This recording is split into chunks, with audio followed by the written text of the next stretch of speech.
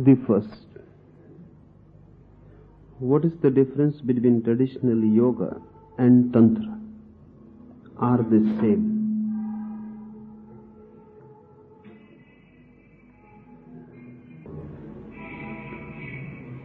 Tantra and yoga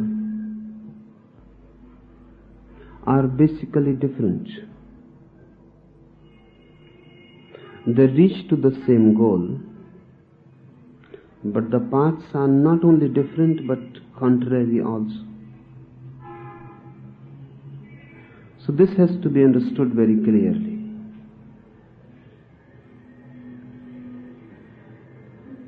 A yoga process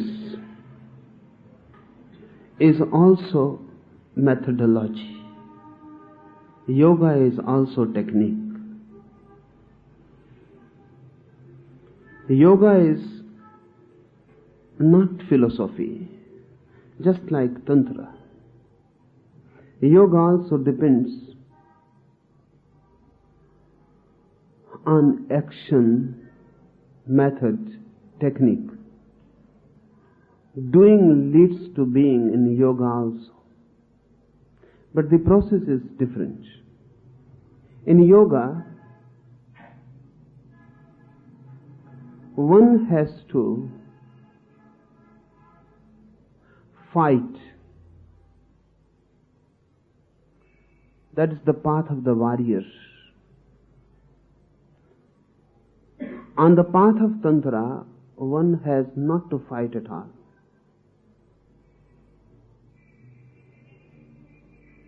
Rather, on the contrary, one has to indulge, but with awareness. Yoga is suppression with awareness. Tantra is indulgence with awareness.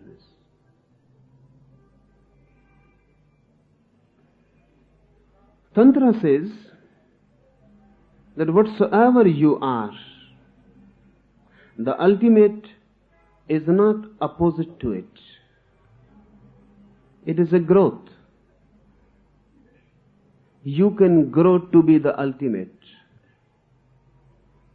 There is no opposition between you and the reality. You are part of it. So no struggle, no conflict, no opposition to nature is needed. You have to use nature. You have to use whatsoever you are to go beyond.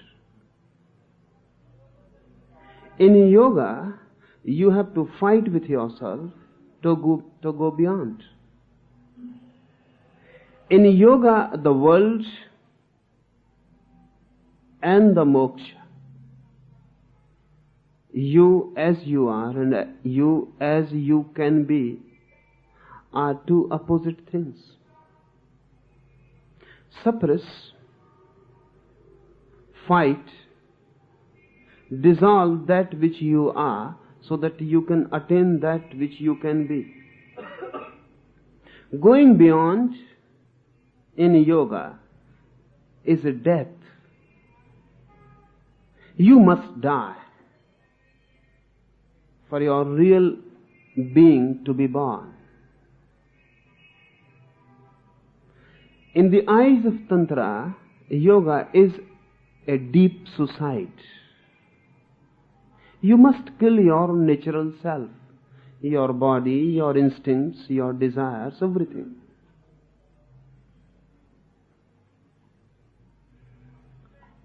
Tantra says, accept yourself as you are. It is a deep acceptability. Don't create a gap between you and the real, between the world and the nirvana. Don't create any gap. There is no gap for Tantra. No death is needed. For your rebirth, no death is needed. Rather, a transcendence. For this transcendence, use yourself. For example, sex is there, the basic energy. The basic energy you are born through, born with. The basic cells of your being, of your body, are sexual. So the human mind revolves around sex.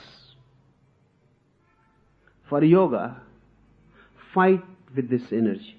Through fight, you create a different center in yourself. The more you fight, the more you become integrated on a different center. Then sex is not your center. Fighting with sex, of course consciously, will create a new center in you of being, a new emphasis, a new crystallization. Then sex will not be your energy. You will create your energy fighting with sex. A different energy will come into being, and a different center of existence. For Tantra, use the energy of sex, don't fight with it. Transform it. Don't think in terms of enmity. Be friendly to it. It is your energy. It is not evil. It is not bad. Every energy is just neutral. It can be used against you. It can be used for you. You can make a block of it, a barrier. You can make a step. It can be used. Rightly used, it becomes friendly. Wrongly used, it becomes your enemy. It is none. Energy is neutral. As ordinary man is using sex, it becomes your enemy. It destroys you. You simply dissipate in it.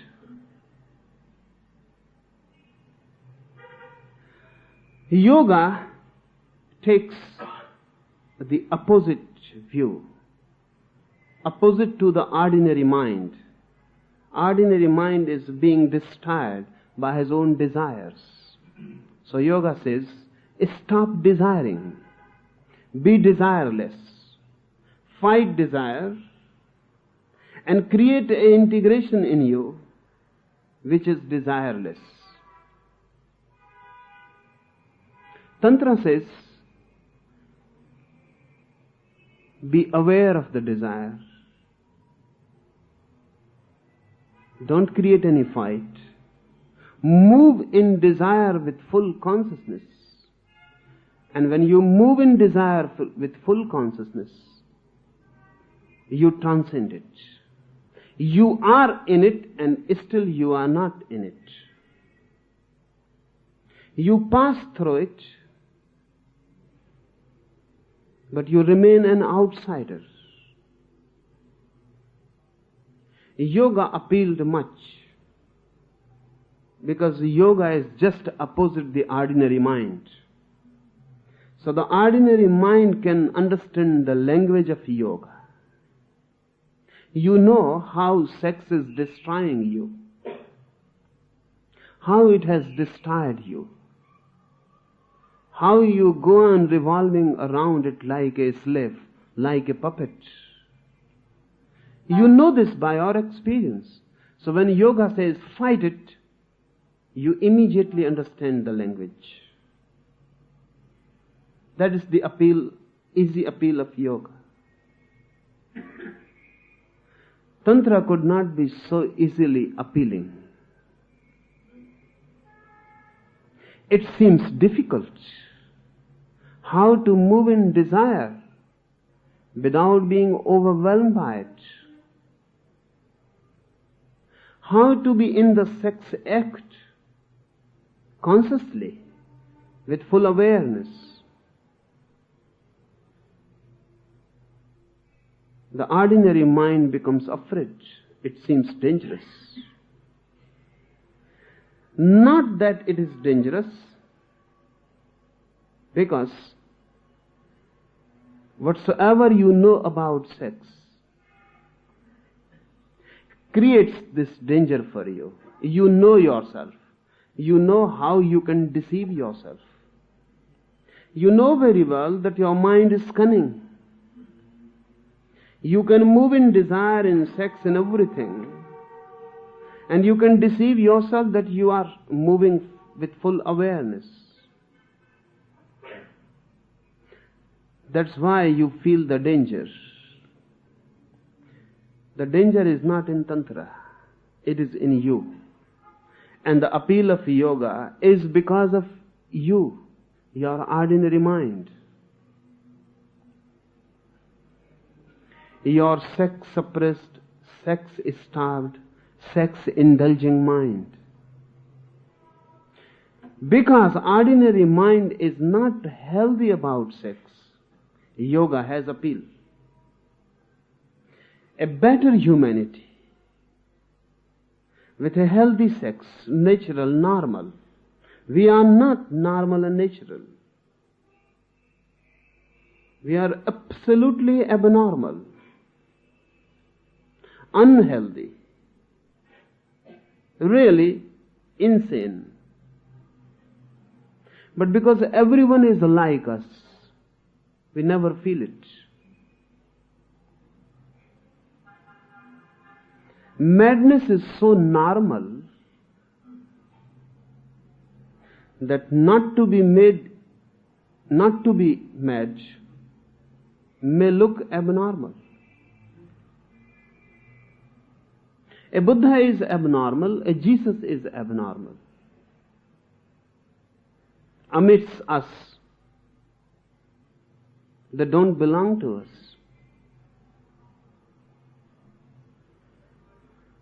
This normalcy is a disease. This normal mind has created the appeal of yoga. If you take sex naturally, with no philosophy around it, with no philosophy for or against, if you take sex as you take your hands, your eyes, if it is totally accepted as a natural thing, then Tantra will have appeal.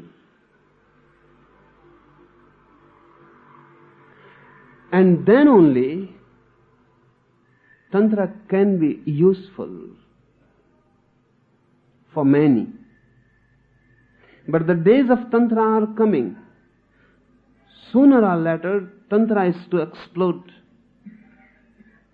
for the first time on the masses. Because for the first time the time is ripe. Ripe to take sex naturally.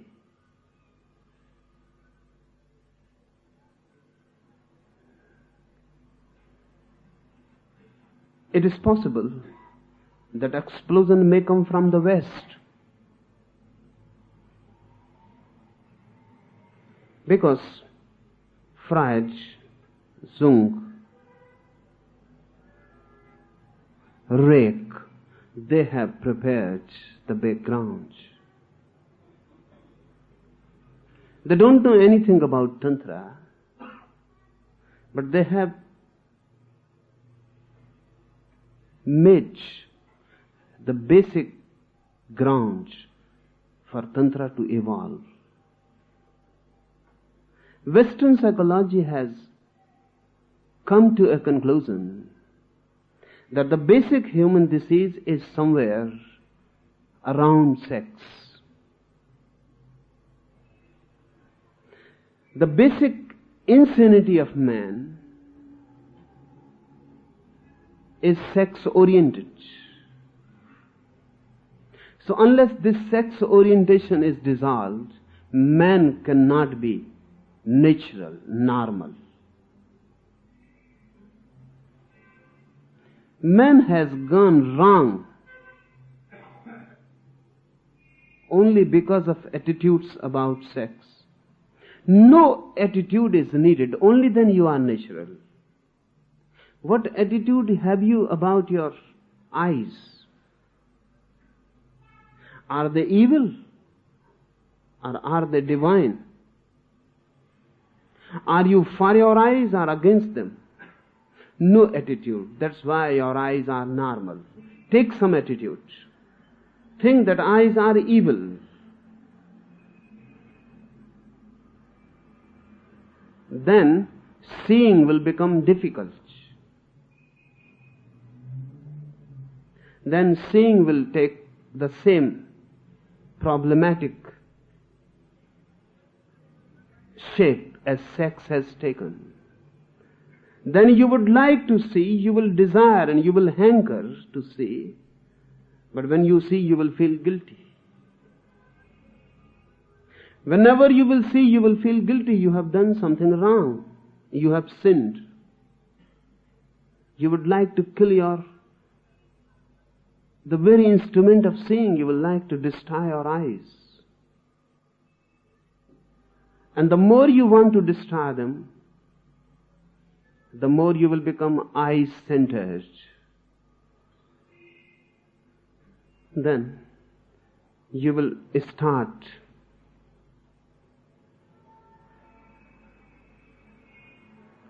a very absurd activity. You would like more and more to see, and simultaneously you will feel more and more guilty. This same has happened with sex centers. Tantra says, accept whatsoever you are. This is the basic note. Total acceptability. And only through total acceptability you can grow. Then use every energy you have. How can you use? Accept, then find out what are these energies, what is sex, what is this phenomenon. We are not acquainted with it. We know many things about sex taught by others. We may have passed through sex act, but with a guilty mind, with a suppressive attitude, in haste, in hurry. Something has to be done and unburdened. Sex act is not a loving act. You are not happy in it.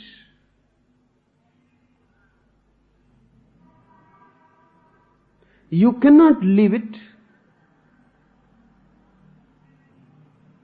The more you try to leave it, the more attractive it becomes. The more you want to negate it, the more you feel invited. You cannot negate it. But this attitude to negate, to destroy, destroys the very mind, the very awareness, the very sensibility which can understand it. So sex goes on with no sensitivity in it. Then you cannot understand. Only deep sensitivity can understand anything. A deep feeling, a deep moving in it can understand anything. You can understand sex only if you move in it as a poet moves amidst flowers. Only then. If you feel guilty about flowers, you may pass through the garden, but you will pass with closed eyes. And you will be in a hurry, in a deep, mad haste. Somehow you have to go out of the garden. Then how you can be aware? So Tantra says, accept whatsoever you are. A great mystery of many multi-dimensional energies. Accept it and move with every energy with deep sensitivity, with awareness, with love, with understanding. Move with it.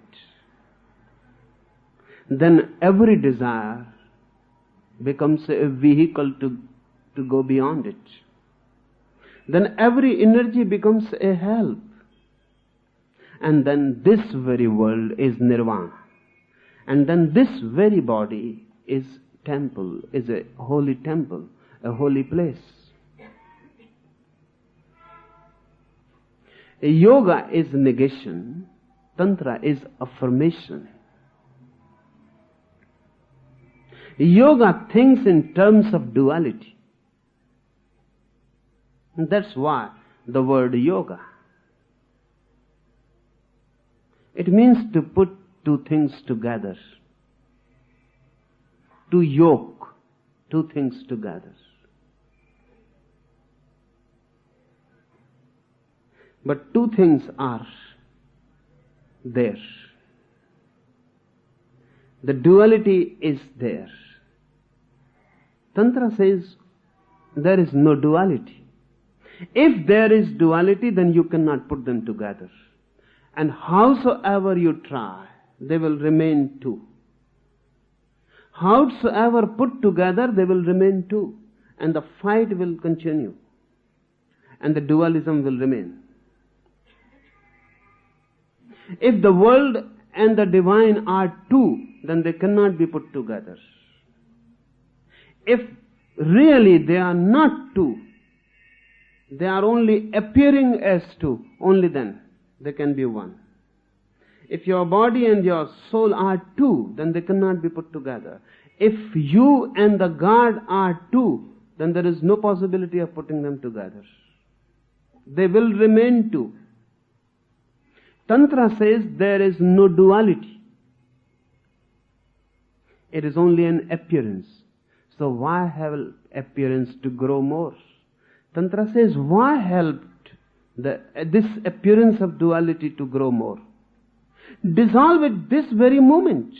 Be one. Through acceptability you become one, not through fight. Accept the world, accept the body, accept everything that is inherent in it. Don't create a different center in you. Because for Tantra, that different center is nothing but the ego. For Tantra, remember, that is nothing but the ego. Don't create an ego. Just be aware what you are. If you fight, then the ego will be there. So it is difficult to find a yogi who is not an egoist. It is difficult. And yogis may go on talking about egolessness, but they cannot be egoless. Their very process creates the ego. The fight is the process. If you fight, you are bound to create an ego. And the more you fight, the more strengthened the ego will be. And if you win in your fight, then you will achieve the supreme ego, Tantra says no fight. Then there is no possibility of the ego. If we understand Tantra, then there will be many problems. Because for us, if there is no fight, there is only indulgence. No fight means indulgence for us. And then we become afraid. We have indulged for lives together, and we have reached nowhere.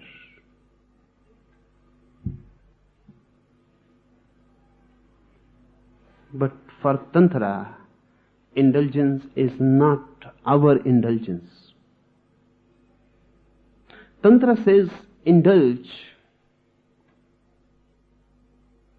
but be aware. You are angry. Tantra will not say don't be angry. Tantra says be angry wholeheartedly, but be aware. Tantra is not against anger. Tantra is only against spiritual sleepiness, spiritual unconsciousness. Be aware and be angry. And this is the secret of the method, that if you are aware, anger is transformed. It becomes compassion. So Tantra says, don't say anger is your enemy. It is compassion in seed. The same anger, the same energy will become compassion. If you fight with it, then there will be no possibility for compassion. So if you succeed in fighting and suppressing, you will be a dead man. There will be no anger because you have suppressed it. There will be no compassion also, because only anger can be transformed into compassion. If you succeed in your suppression, which is impossible, then there will be no sex, but no love also. Because with the sex dead, there is no energy to grow into love. So you will be without sex, but you will be also without love. And then the whole point is missed. Because without love there is no divineness. And without love there is no liberation. And without love there is no freedom. Tantra says these same energies are to be transformed. It can be said in this way: if you are against the world, then there is no nirvana. Because this world itself is to be transformed into nirvana. Then you are against the basic energies, which are the source. So Tantra alchemy says, don't fight, be friendly. With all the energies that are given to you, welcome them. Feel grateful that you have anger, that you have sex, that you have greed. Feel grateful because these are the hidden sources, and they can be transformed and they can be opened. And when sex is transformed, it becomes love. The poison is lost. The ugliness is lost. The seed is ugly, but when it becomes alive, it sprouts and flowers. Then there is beauty. Don't throw this seed, because you are also throwing the flowers in it. They are not there yet so manifest that you can see them. They are unmanifest, but they are there. Use this seed so that you can attain to flowers. Acceptability, a sensitive understanding and awareness. Then indulgence is allowed. One thing more, which is really very strange, but one of the deepest discoveries of Tantra, and that is, whatsoever you take as your enemies, greed, anger, hate, sex, whatsoever,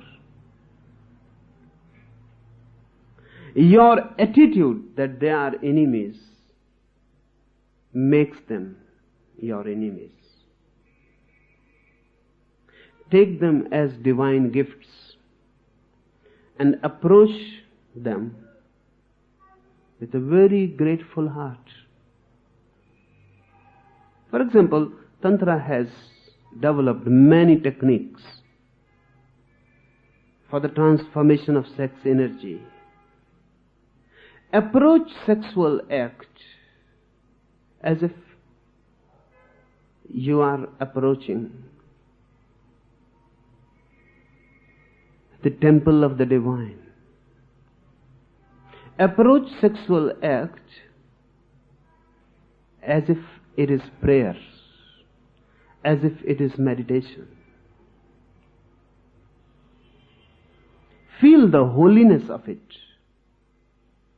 That's why in Khajuraho, in Puri, in Konark, every temple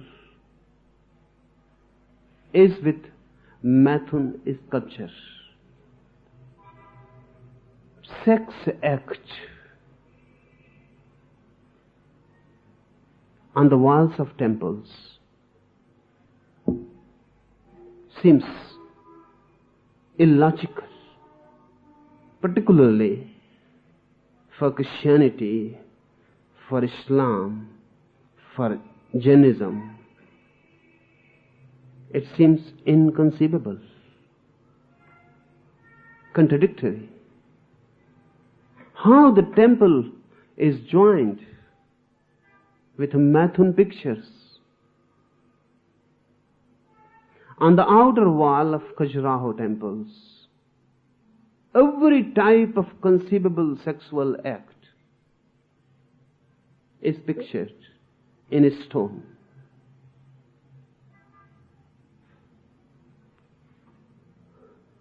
Why?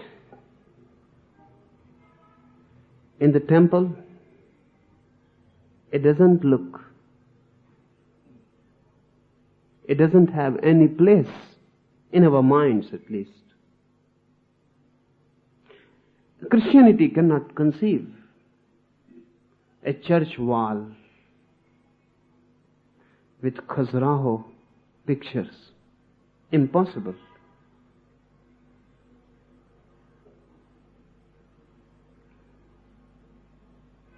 Modern Hindus also feel guilty because modern Hindus' minds are created by Christianity. They are Hindu Christians, and they are worse because to be a Christian is good, but to be a Hindu Christian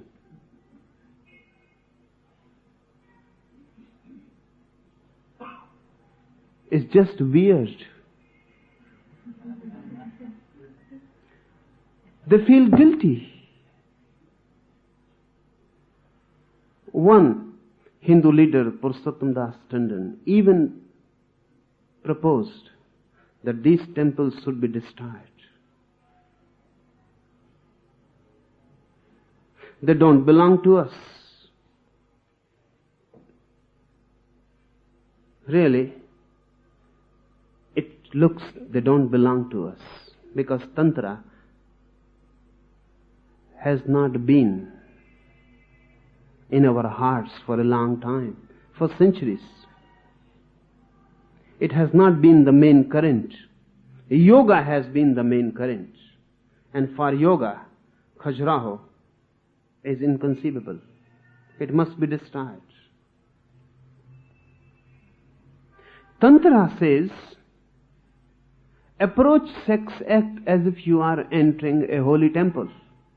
That's why they pictured sex act on their holy temples. They said, approach sex as you are entering a holy temple. So when you enter a holy temple, sex must be there.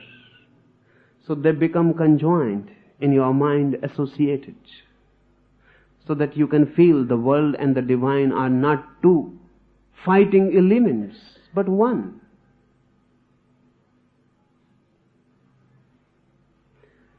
They are not contradictory, but polar opposites helping each other.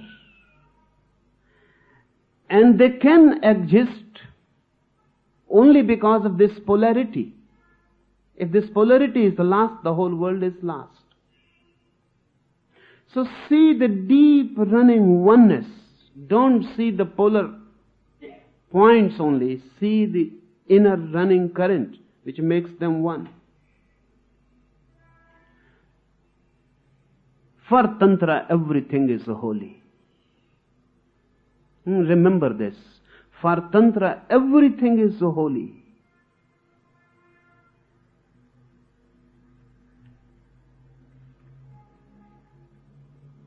Nothing is unholy.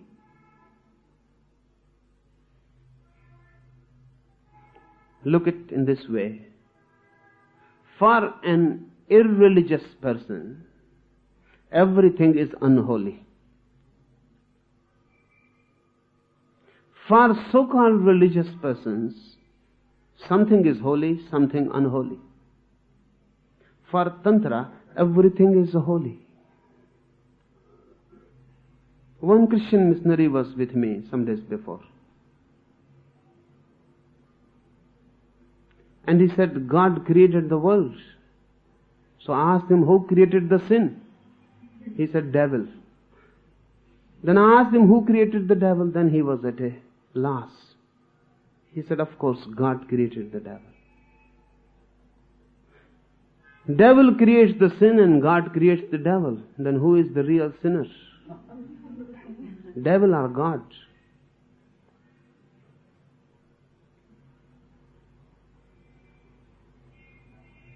But a dualist conception always leads to such absurdities. For Tantra, God and devil are not two.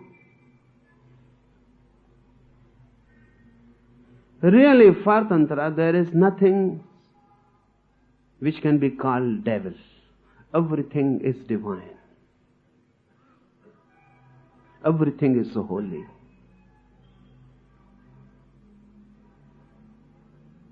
And this seems at the right standpoint, the deepest. If anything is unholy in this world, from where it comes?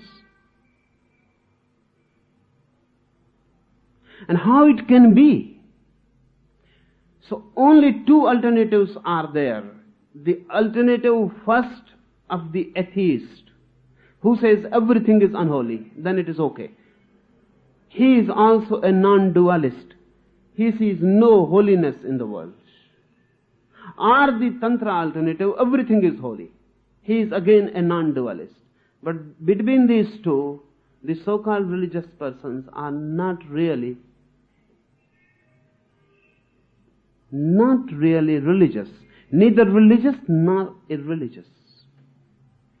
Because then they are always in a conflict. And their whole theology is just making ends to meet, trying ends to meet. And those ends cannot meet. If a single cell, a single atom in this world is unholy, then the whole world becomes unholy. Because how that single atom can exist in a holy world? How it can be? It is supported by everything. To be, it has to be supported by everything. And if the unholy element is supported by all the holy elements, then what is the difference? So either the world is a holy, total, unconditional, or it is unholy. There is no middle path. Tantra says everything is holy. That's why we cannot understand it. It is the deepest non-dual standpoint. If we can call it a standpoint, it is not. Because any standpoint is bound to be dual. It is not against anything, so it is not any standpoint.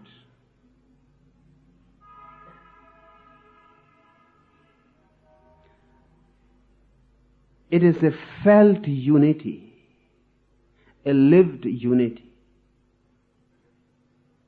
These are two paths, yoga and tantra. Tantra could not be so appealing because of our crippled minds. But whenever there is someone who is healthy inside, not a chaos, Tantra has a beauty. Then only he can understand what Tantra is.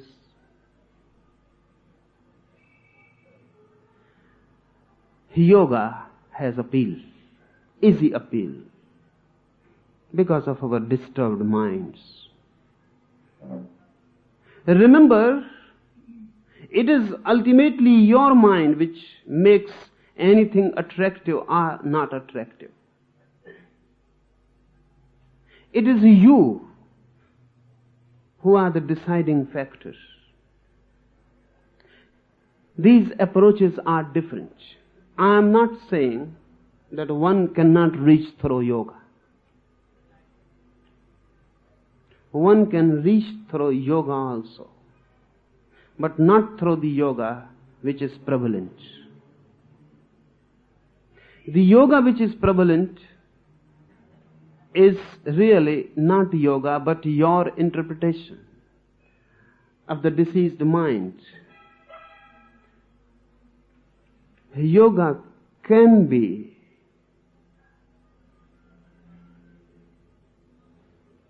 authentically an approach towards the ultimate, but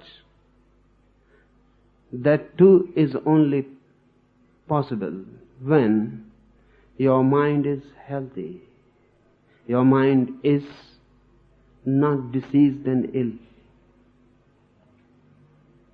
Then yoga takes a different shape. For example, Mahavir is on the path of yoga, but he is not really suppressing sex, because he has known, he has lived, he is deeply acquainted with it, and it has become useless. So it drops. Buddha is on the path of yoga, but he has lived through the world. He is deeply acquainted. He is not fighting. Once you know something, you become free of it. It simply drops like dead leaves dropping from a tree. It is not renunciation. There is no fight involved at all. Look at Buddha's face. It doesn't look the face of a fighter. He has not been fighting. He is so relaxed. His face is the very symbol of relaxation. No fight. Look at your yogis. The fight is apparent on their face. Deep down, much turmoil is there. Just now they are sitting on volcanoes. You can look in their eyes, in their face, and you will feel it. Deep somewhere, they have suppressed all their diseases, but they have not gone beyond. In a healthy world, where everyone is living his life authentically, individually, not imitating others, living his own life in his own way, both are possible. He may learn the deep sensitivity which transcends. He may come to a point where all desires become futile and drop. Yoga can also lead. But to me, yoga will lead also in the same world in which Tantra can lead. Remember this. We need a healthy mind, a natural man. In that world where natural man is, Tantra will also lead and yoga will also lead. In our so-called ill society, neither yoga can lead nor Tantra. Because if we choose yoga, we don't choose it because desires have become useless. No. They are still meaningful. They are not dropping by themselves. We have to force them. If we choose yoga, we choose as a technique of suppression.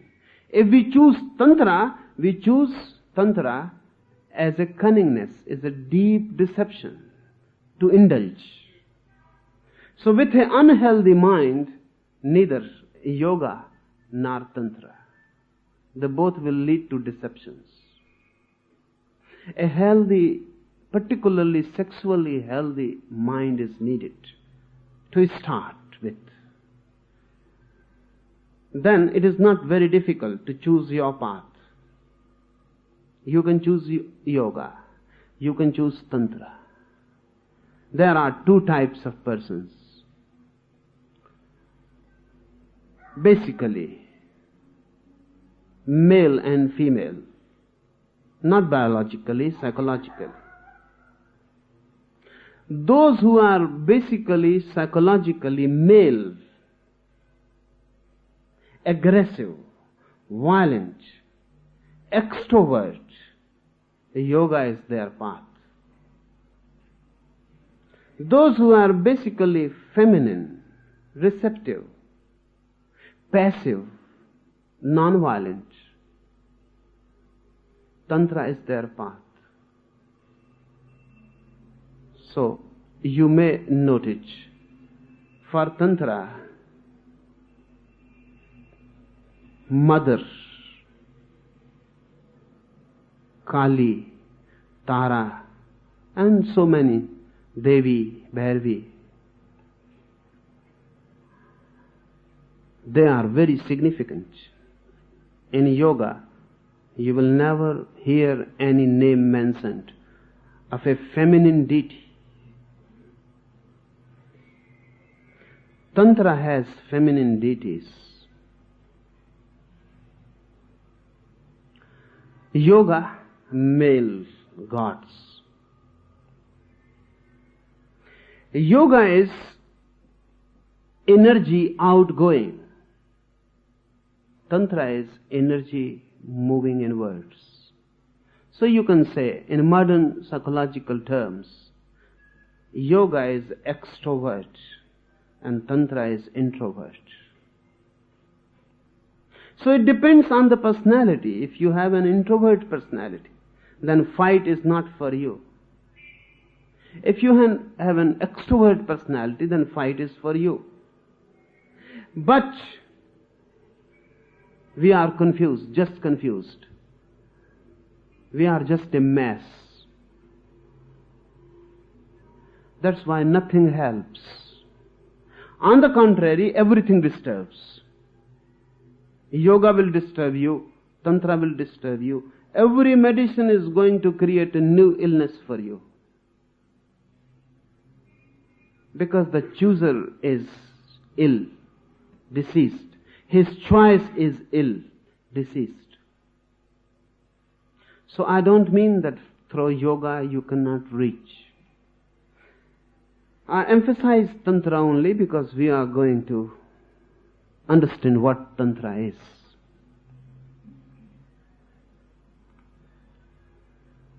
Another question.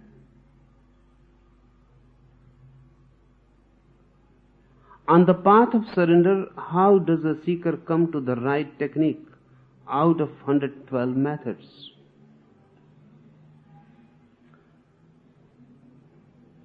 On the path of will, there are methods. These 112 methods.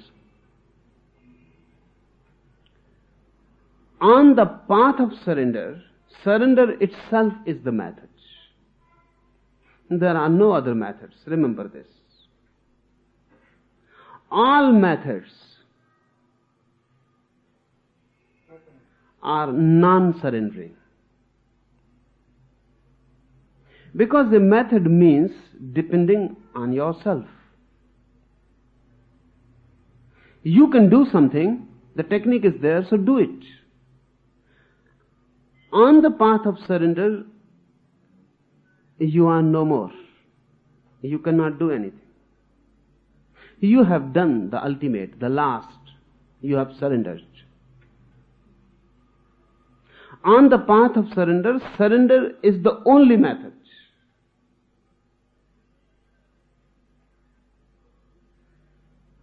All these 112 methods, they require a certain will.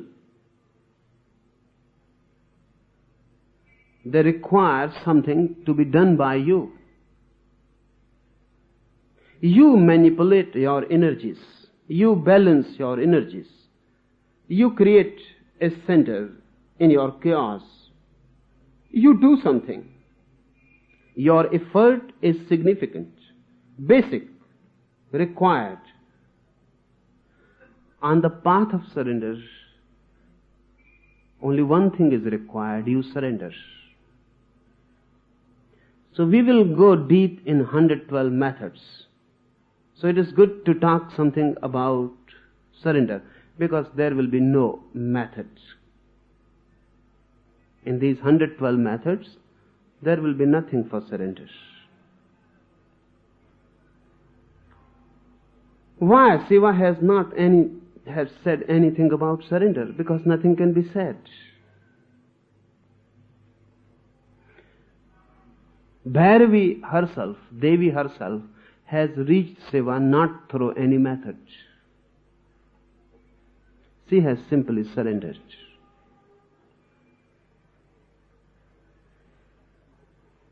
So this must be noted.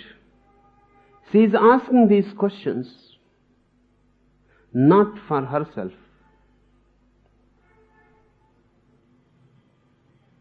These questions are asked for the whole humanity. She has attained Shiva. She is already in his lap. She is already embraced by him. She has become one with him. But still she is asking two things. One, she is not asking for herself. There is no need. She is asking for whole humanity. But if she has attained, why she is asking Shiva? She herself can say to the humanity. She has come through the path of surrender, so she doesn't know anything about methods.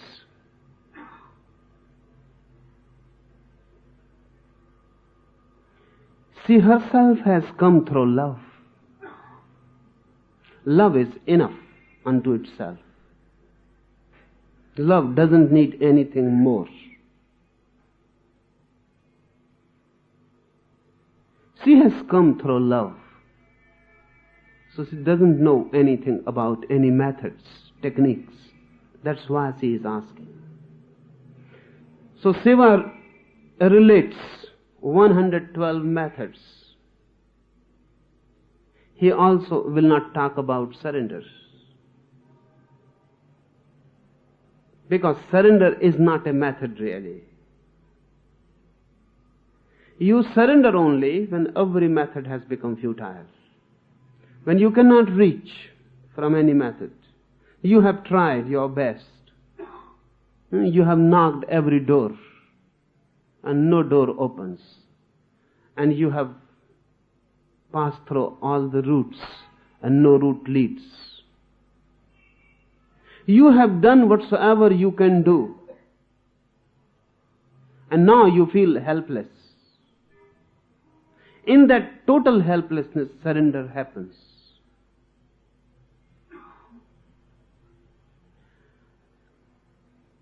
So on the path of surrender, no methods. But what is surrender? And how it works? And if surrender works, then what is the need of 112 methods? Then why go in them unnecessarily? The mind will say, then okay, if surrender works, then it is better to surrender. Why go hankering after methods? And who knows whether this method will suit you or not. And it may take lives to find out. So it is good to surrender, but it is difficult. It is good. It is difficult. It is the most difficult thing in the world. Methods are not difficult. They are easy. You can train yourself. But for surrender, you cannot train yourself. No training. You cannot ask how to surrender. The very question is absurd. Can you ask how to surrender? Can you ask how to love? Either there is love or there is not. But you cannot ask how to love. And if someone tells you and teaches you how to love, remember, then you will never be capable of love. Once a technique is given to you for love, you will cling to the technique. That's why actors cannot love. They know so many techniques, so many methods. And we are all actors. Once you know the trick how to love, then love will not flower. Because you can create a facet, a deception. And with the deception, you are out of it, not involved. You are secured. Love is going totally open, vulnerable. It is dangerous. You become insecure. We cannot ask how to love. We cannot ask how to surrender. It happens. Love happens, surrender happens. Love and surrender are deeply one.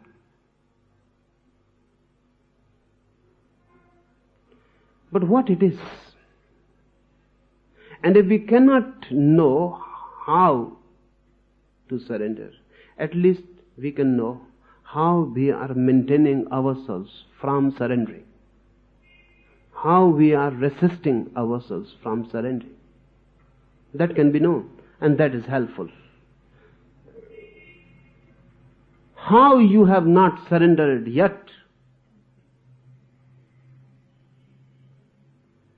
What is your technique of non-surrendering? If you have not fallen in love yet, then the real problem is not how to love. The real problem is to dig deep how you have lived without love. What is your trick? What's your technique? What's your structure? Defense structure. How You have lived without love. That can be understood, and that should be understood. So first thing, we live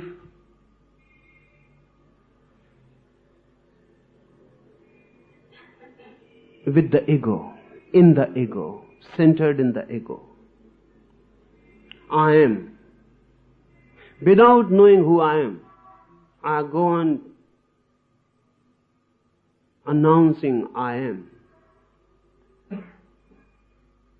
This I amness is false because I don't know who I am. And unless I know who I am, how I can say I? This I is a false I. This false I is the ego. This is the defense. This protects you from surrendering. You cannot surrender, but you can become aware of this defense measure. If you become aware of it, it dissolves. By and by you are not strengthening it. And one day you come to feel I am not. The moment you come to feel I am not, surrender happens. So try to find out whether you are. Really, is there any center in you can call my, I? So go deep down in yourself. Go on finding, trying, where is this I? Where is the abode of this ego?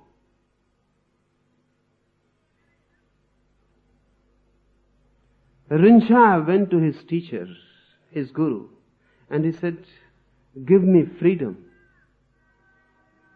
So the teacher said, bring yourself. If you are, I will make you free. But if you are not, then how I can make you free? You are already free. And freedom, his guru said, is not your freedom. Really, freedom is freedom from you. So go and find out where this I, where you are, and come to me. This is the meditation. Go and meditate.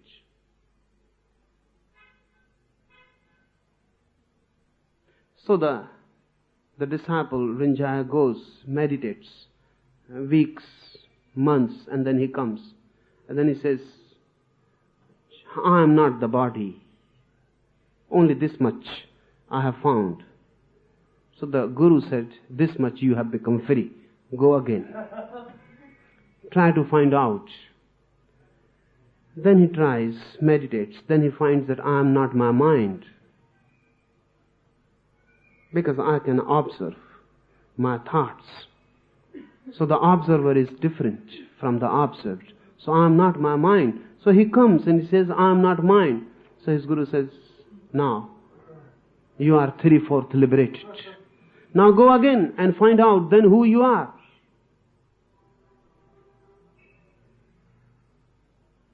So he was thinking that I am not my body, I am not my mind. He has read, studied, he was well informed. So he was thinking, I am not my body, not my mind, so I must be my soul, my Atma. But he meditated. And then he found that there is no Atma, no soul. Because this Atma, this soul is nothing but your mental information. Just doctrines, words, philosophies. So he came running one day and he said, now I am no more. So his Guru said, am I now to teach you the methods for freedom? The Rinzai said, I am free because I am no more. There is no one to be in bondage. I am just a void, emptiness, nothingness. Only nothingness can be free. If you are something, you will be in bondage. If you are, you will be in bondage. Only a wide, vacant space can be free. then you cannot bind it.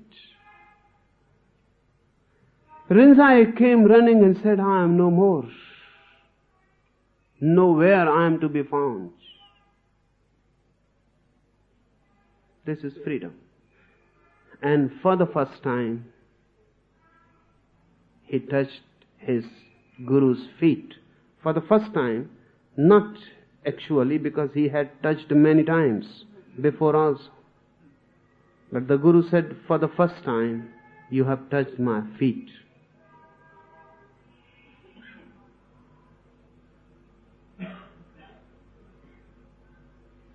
Rinzai asked, why you say for the first time? I have touched your feet many times. But the Guru said, but you were there. So how? You can touch my feet while you are already there. While you are there, how can you touch my feet? The eye can never touch anybody's feet. Even apparently it touches somebody's feet, it is touching its own feet. Just in a roundabout way.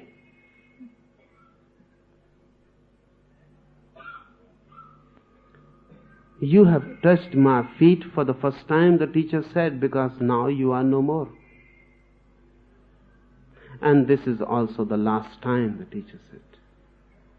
The first and the last.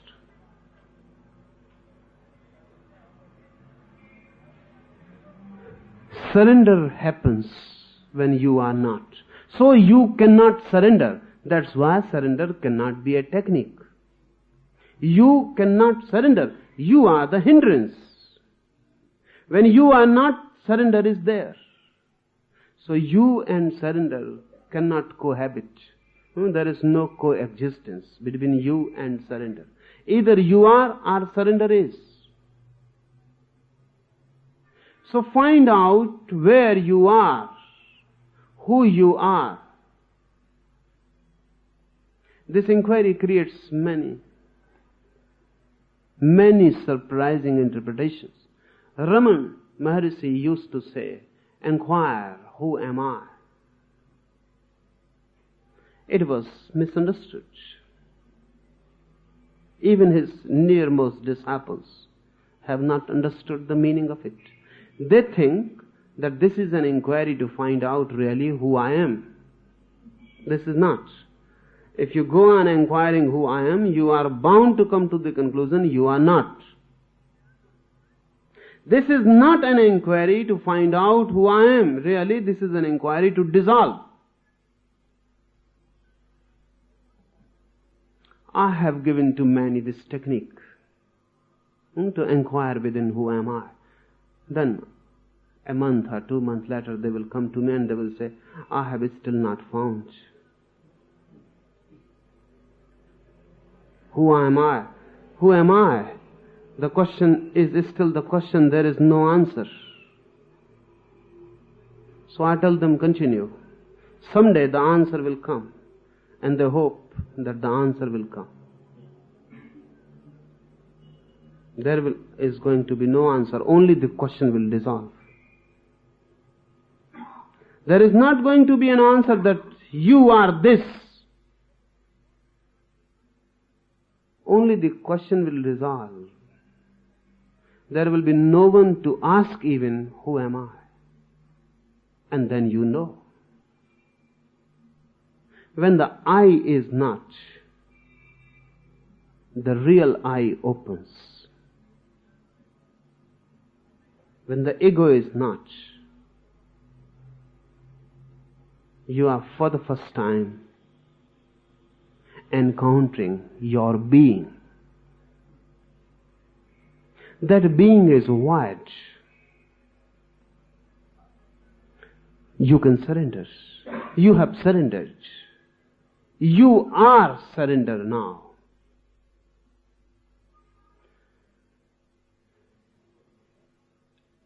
So there can be no techniques, or only negative techniques. This inquiry, who am I?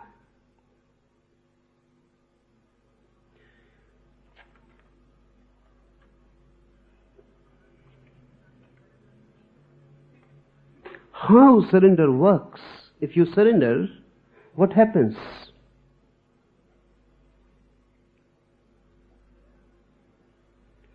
How it works? Because we will come to understand how methods work. We will go deep into methods and we will come to know how they work. They have a scientific basis of work. How surrender works. When you surrender, you become a valley. When you are an ego, you are like a peak. Ego means you are above everyone else. You are somebody. The others may recognize you, may not recognize you. That's another thing. You recognize that you are above everyone.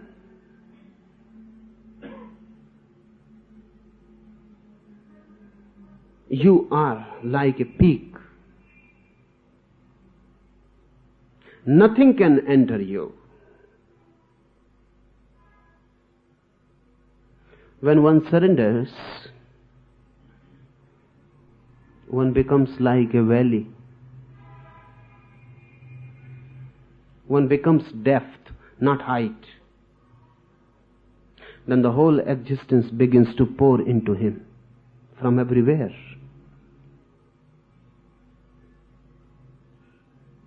The whole existence begins to pour. He is just a vacuum, just a depth, abyss, bottomless. The whole existence begins to pour from everywhere. You can call God runs from everywhere towards him, enters him from every pore, fills him totally. This surrender, this becoming a valley, an abyss, this surrendering can be felt in many ways. There are minor surrenders, there are major surrenders. Even in minor surrenders you feel it. Surrendering to a guru is a minor surrender.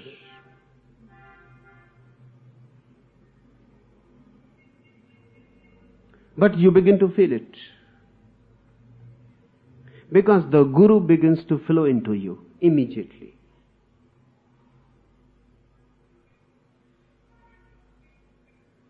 If you surrender to a teacher, suddenly you feel his energy flowing into you.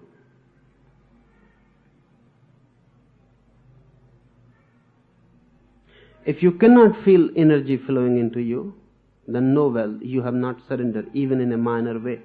You have not surrendered. There are so many stories which have become meaningless for us because we don't know how they happened.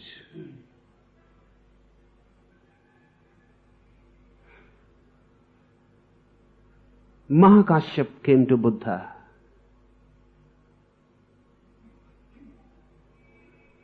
And Buddha just touched his head with his hand. And the thing happened. And Mahakashyap began to dance. So Ananda asked Buddha, what has happened to him? And I have been for 40 years with you. Is he mad? Or is he just befooling others? What has happened to him? And I have touched your feet 1,000 and 1,000 times.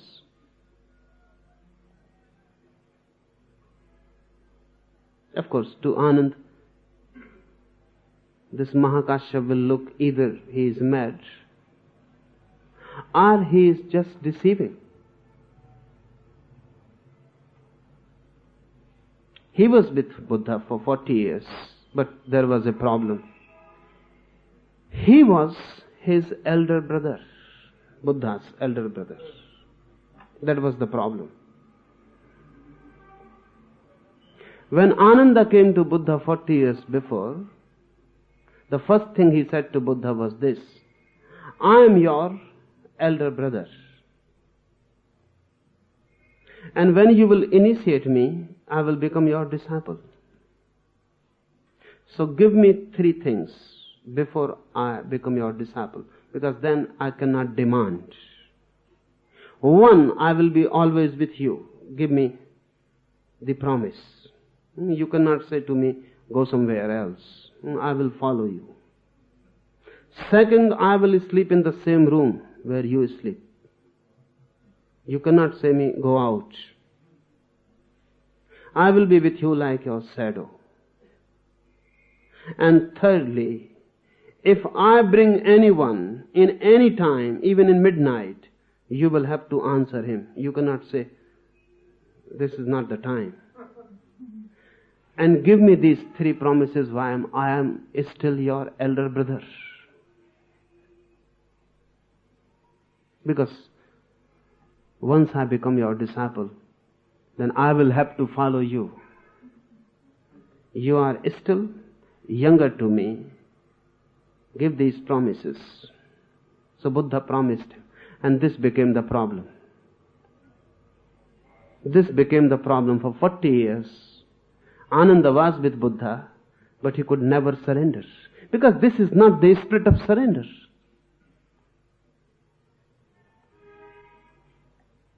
Ananda asks many, many times, when I am going to attain? Buddha says, unless I die, you will not attain. And Ananda could attain only when Buddha died. What happened to this Mahakashyap suddenly? Is Buddha partial? Partial to Mahakashyap? He is not. He is flowing. Constantly flowing. But you have to be a valley, a womb, to receive him. If you are above him, how can you receive? That flowing energy cannot come to you. It will miss you. So bow down. Even in a minor surrender with a guru, energy begins to flow.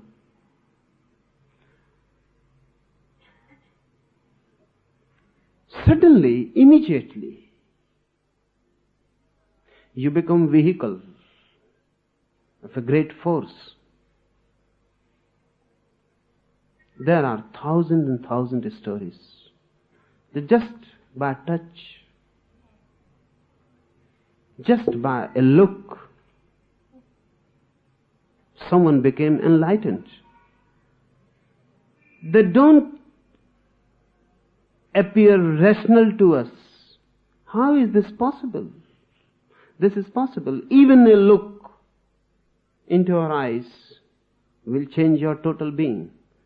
But it can change only if your eyes just are vacant, valley-like. If you can absorb the look of the teacher immediately, you will be different. But these are minor surrenders. When one surrenders totally, and these minor surrenders prepare you for the total surrender. Once you have known that through surrender you receive something unknown, unbelievable, unexpected, never even dreamt, then you are ready for a major surrender. And that is the work of the Guru, to help you in minor surrenders so that you can gather courage for a major surrender, for a total surrender.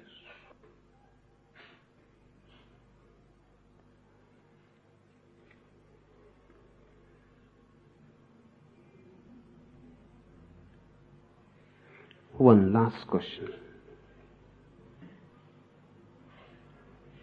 What are the exact indications to know that a particular technique one is practicing will lead to the ultimate? There are indications One, you begin to feel a different identity within you. You are no more the same. If the technique fits you, immediately you are a different person.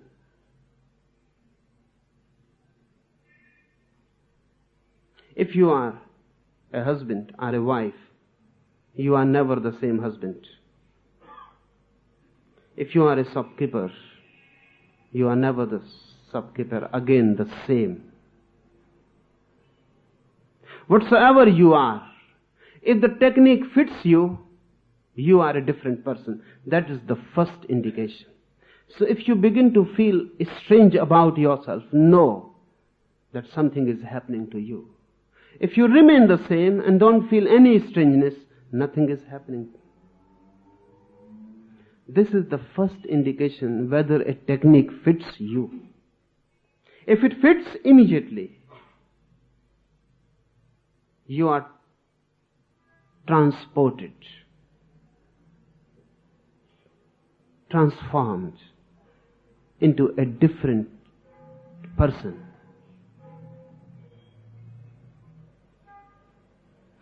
Suddenly this happens.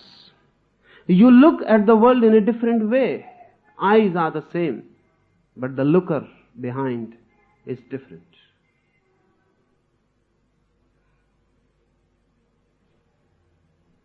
Secondly,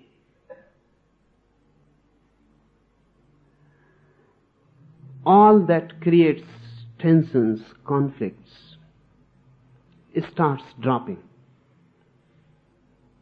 It is not that when you have practiced the method for years, then your conflicts, anxieties, tensions will drop.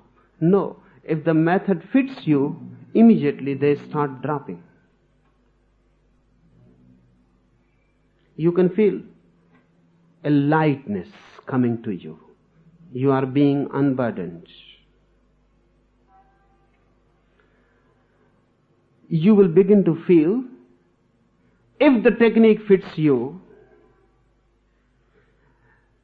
that gravitation has become reverse.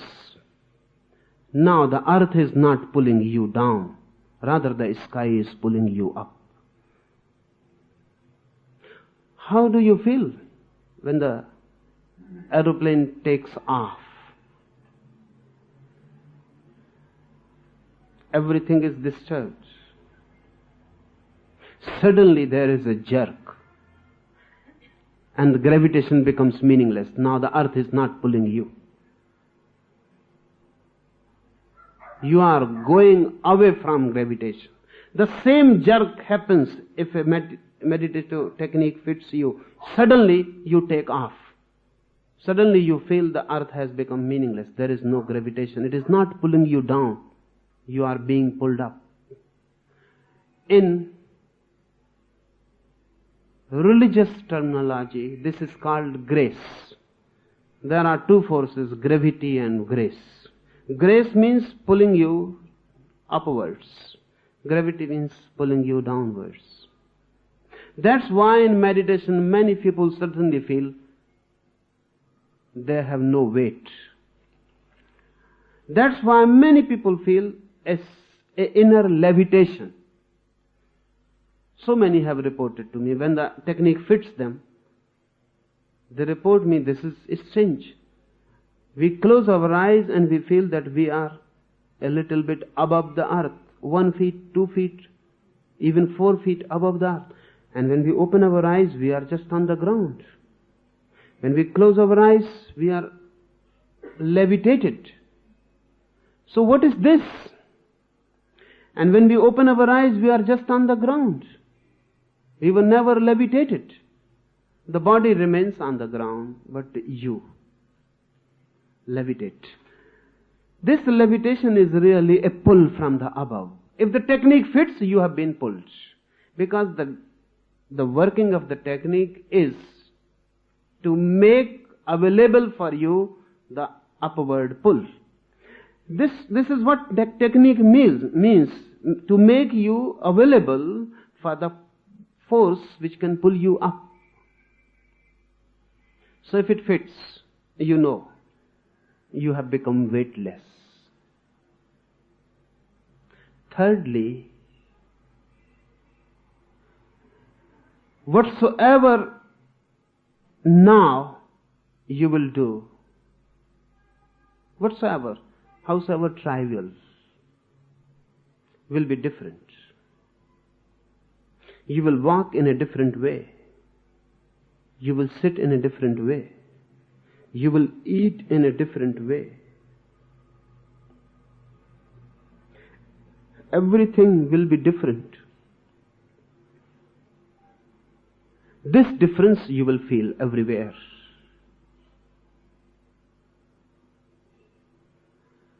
Sometimes this strange experience of being different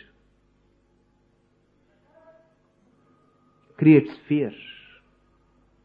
One wants to be back again the same, because you were so attuned with the old. It was a routine world. Even boring, but you were efficient in it. Now, everywhere you will feel a gap. You will feel your efficiency is lost.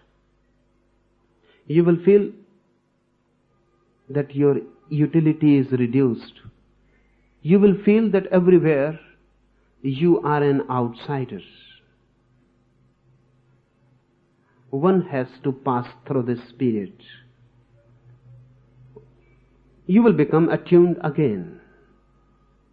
You have changed, not the world. So you will not fit. So remember, the third thing, when the technique fits you, you will not fit the world. You will become unfit. Everywhere something is loose, some bolt is missing.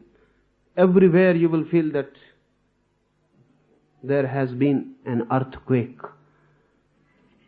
And everything has remained the same, only you. You have become different. But you will be attuned again on a different plane, on a higher plane. The disturbance is felt just like when a child grows, becomes sexually mature. At the age of 14 or 15,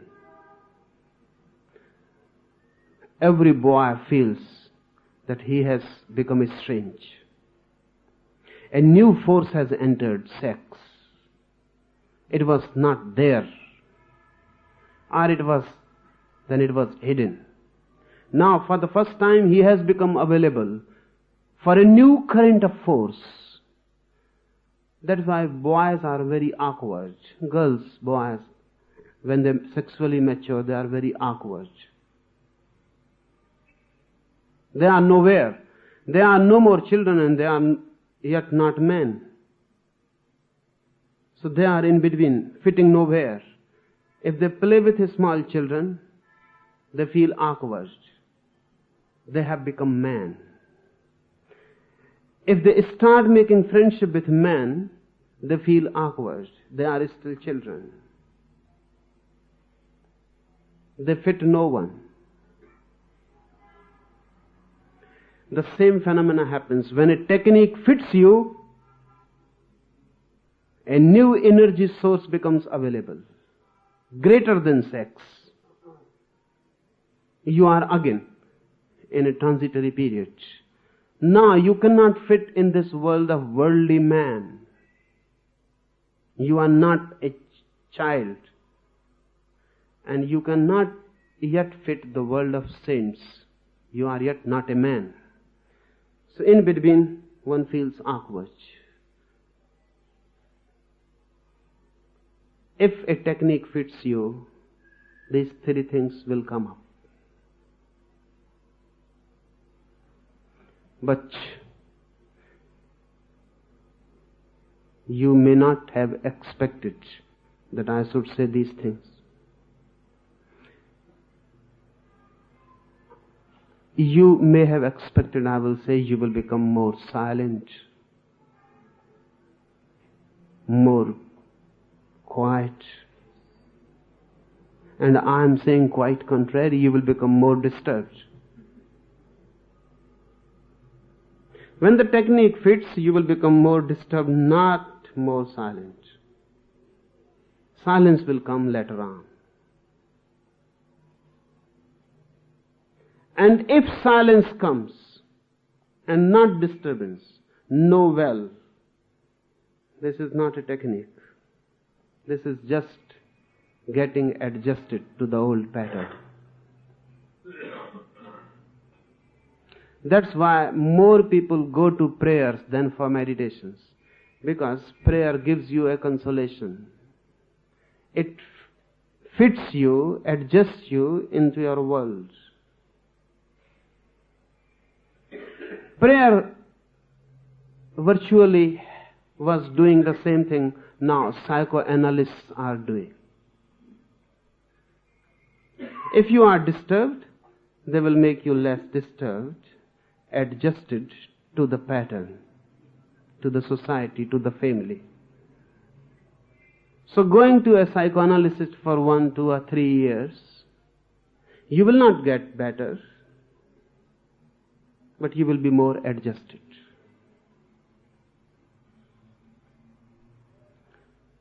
Prayer was doing the same thing and priests were doing the same thing. They make you more adjusted. Your child has died and you are disturbed, and you go to a priest and he says, don't be disturbed. Because children die only.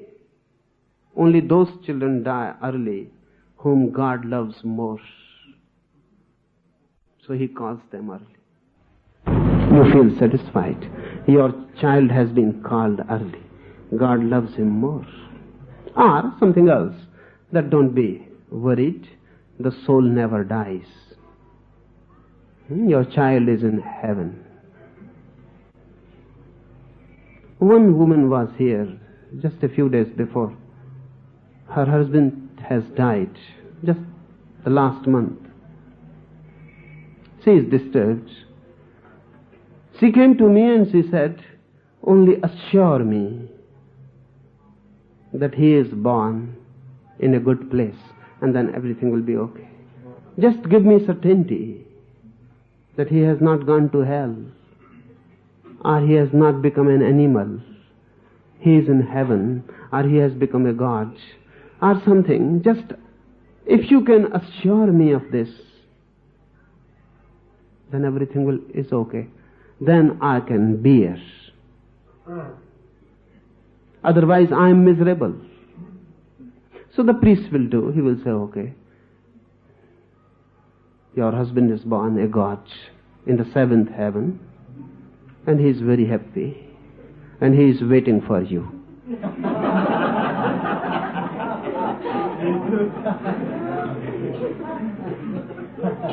Priests' prayers, they make you adjusted to the pattern. You feel better. Meditation is a science.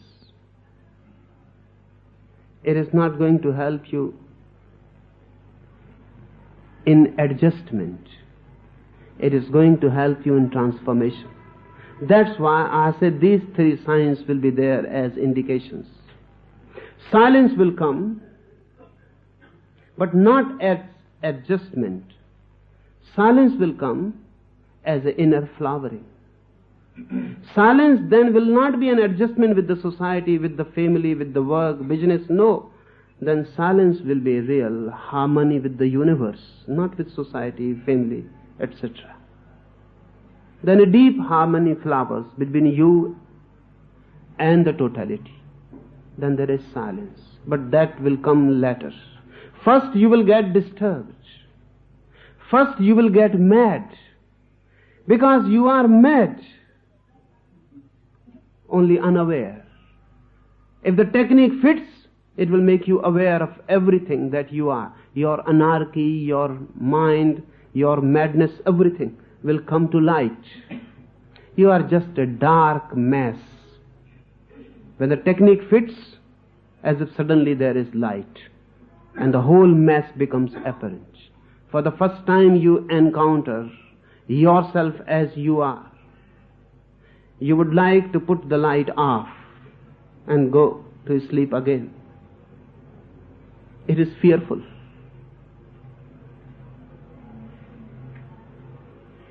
This is the point where the Guru becomes helpful. He says, don't be afraid. This is just the beginning. And don't escape from it. Because this light first shows you what you are, and if you can go on and on, transforms you towards what you can be. Enough for today.